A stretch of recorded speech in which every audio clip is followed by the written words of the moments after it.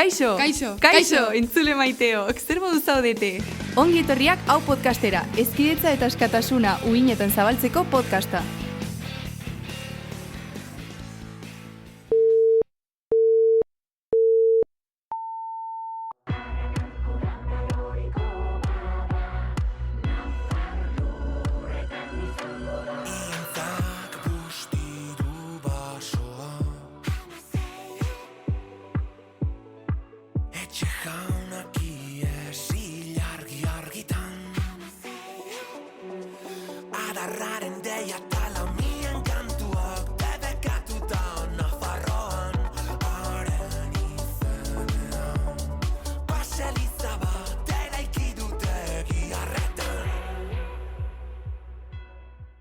Ongi etorriak zarete hau podcastera. Ane, Naia, Maioa, Goreti eta Lasne gaituzue.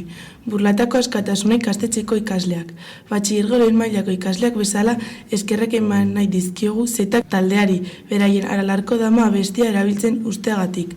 Aipamen egin nahi diogu aurten Sanferminetan egindako kontzertuari.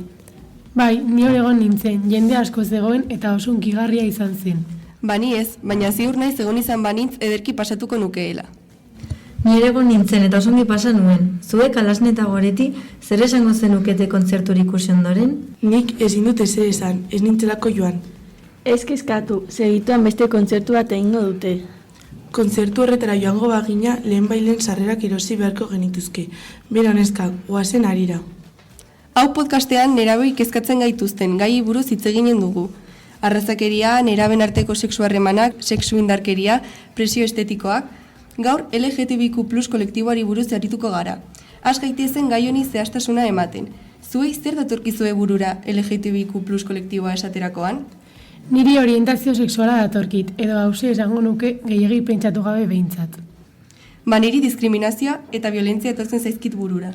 Baina ez dugu zertan gauza txarrekin lotu behar, izan ere gizartearen aniztasunaren isla da. Erabat ados, nolako nerabezaroa izango genuke Albina Stardust bezalako referenteak izango ez bagenitu. Beno, honen inguruan gero izango dugu. Baina ezertan hasi horretik sigla hauek adierazten dute.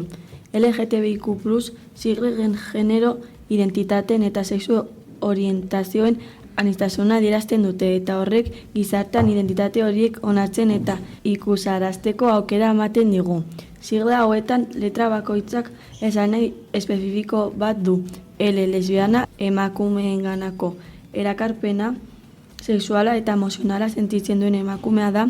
G, gai beste gizon batzuekiko sentimendu horiek dituen gizona. D, transexuala jaiotzen esleitu zaion, sexuarekin, generoarekin identifikatzen ez den pertsona. B, bisexuala, bi generoenganako erakarpena sentitzen duen pertsona. I, intersexuala, bi generoen ezaugarriak dituen pertsona da. T, transexuala jaiotzean esleitu zaion, sexuarekin, generoarekin identifikatzen ez den pertsona. B, bisexuala, edozein generorekiko erakarpena sentitzen duen pertsona. I, intersexuala, bi generoen ezaugarriak dituen pertsona da. Q, queer orientazio sexual zehatz batekin identifikatzen ez direnak eta plus ikurrak beste identitate batzu daudela adierazten du. Naiz eta sigletan erakusten den bezala denen garrantzi eta respetu berdina merezi dugun kolektibo barruan badaudez berdintasunak eta jazarpen sozialak. Banikatzo bibaztuek saioan ikusitako elkarrizketa batean, irakasle batek esaten zuen hezkuntza barruan kolektiboaren gaia lantzen den arren ez dela behar bezala egiten. Esaterako, naiz eta eskoletan hitzaldiak eta kanpainak egin, bistan da gazteon artean oraindik transfobia edo homofobia dagoela. Argi ikus dezakegu adibidez Ekai izeneko gazte baten egoera ikusita. Ekai Euskal Herriko mutil transa zen, 16 urteko adinarekin bere buruaz beste egin zuena. Izan ere, bizitzen ari zen egoera bidegabekeria hutsa bilakatu zen. Zer diozu ez zuek horrelako ondoriak gertatzearen inguruan? Egia, nik horri buruz hitz egiten duen filma bat ikusi nuen. 20.000 erle espezie, izenekoa, gainera Ekai mutikoaren kasuan oinarrituta dago. Pelikula hori ez dut inoiz entzun, zertaz doa? Pelikulan koko 8 urteko aurra ez da besteen espektatibetan sartzen. Bere inguru osoak aitor deitzen du, naiz eta koko izen horrekin gustura ez sentitu. Ane kokoren ama herrira joaten da bere 3 seme alabekin. Herrian gehien bat emakumeekin aritzen da, eta honek bere burua ezagutzen laguntzen dio. Pelikulak barne ezagutzaren garrantzia du mezu nabarmen. Filma bitxia da, izan ere ez da momentu batean trans hitza erabiltzen. Beraz behar bada ziurtzat hartzen den gauza bat da. Baina hau gauza positiboa edo negatiboa da, gizartea trans, gay edo lesbiana hitzak erabiltzearen beldura alda. Nik uste dut baietz, gainera argi eta garbi negatibo dela esango nuke. Izan ere normalizazio horretan heltzeko beharrezkoa da izenak erabiltzea. Gainera oso esaera polita dago euskaraz hori definitzeko. Izena duena bada. Zuen ustez zerekin marko litzateke egunerokotasunean gai hau gehiago lantzeko? Adibidez, testu liburuetan agertzen diren familia ereduak aldatzea. Ohituta gaude familia kontzeptu tradizionalera, hau da, aita ama eta seme alabak, baina gaur egungo gizartean beste hainbat eredu daudela badakigu, esaterako bi ama edo bi aita izatea. Bestalde, literaturan bikote bat agertzen denean, normalean bikote heterosexuala izaten da, homosexualen arteko harremanak alde batera utzita. Normalizaziorik ez dagoela erabiltzen ditugun hitzetan ere ikus daiteke. Batez ere ikasle eta nerabeen artean entzuten direnak, marikoia bezalako hitzak. Hauek irain moduan erabiltzen baitira. Gizarteak marika hitzari kutsu negatiboa jarri dio, naiz eta funtsean pertsona bat deskribatzeko adjektibo bat den. Bai, badirudi bazterrekoek haien eskubideak aldarrikatu behar dituztela. Adibidez, lesbianek amatasuna aldarrikatzen dute kasu askotan. Izan ere, pentsatzen da bi emakumek ezin dutela familia bat sortu. Honen inguruan pentsatzen dugunero, modu biologikoan pentsatzen ari gara. Horrek eragina du osasun mentalean, baina eraso fisikoak ere badaude. Adibidez, gorroto delituen datuetan ikusi dezakegu. 2021 Espainiar estatuan orientazio sexualengatik 530 egon ziren, 398 gizon eta 132 emakume.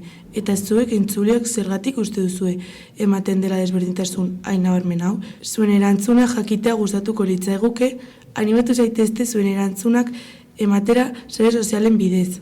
Beste alde batetik, normalizazio hori adibidez irakasleetan ematea interesgarria litzateke. Azken finean, jendaurrean askotan bikote hitza erabiltzen da. Neska laguna edo mutil laguna hitzak ebatzeko asmoz. Argi dago ez dela irakasleen errua eta hezkuntza arloan ematen diren dinamiken errua baizik. Sexu heziketaren eremuan ere aurrera pausuak beharrezkoak dira. Esaterako ikastetxeetan ematen diren hitzaldiak bikote heterosexualean oinarritzen dira eta homosexualen arteko harreman sexuala ez dira aipatzen. Bai, erabat ados, gainera ematen dituzten adibideak edo babes neurriak neska eta mutilen artean erabiltzekoak dira. Adibidez kondoia. Mutilen arteko sexu harremanen inguruan ez da sobera hitz egiten, eta nesken arteko are gutxiago.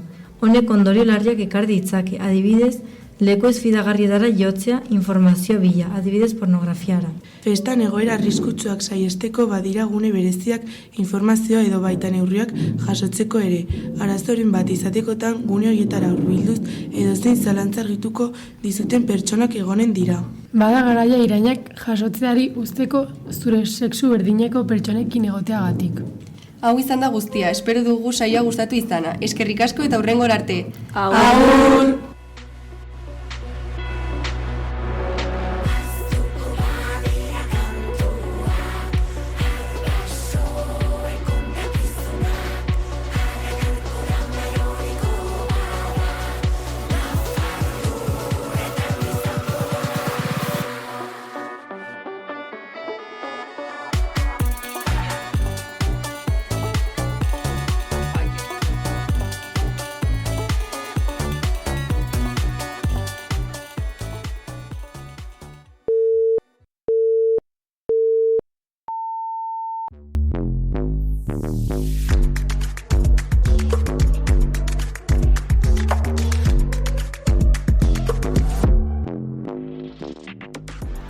Hau izan da guztia eta hurrengora arte. Agur!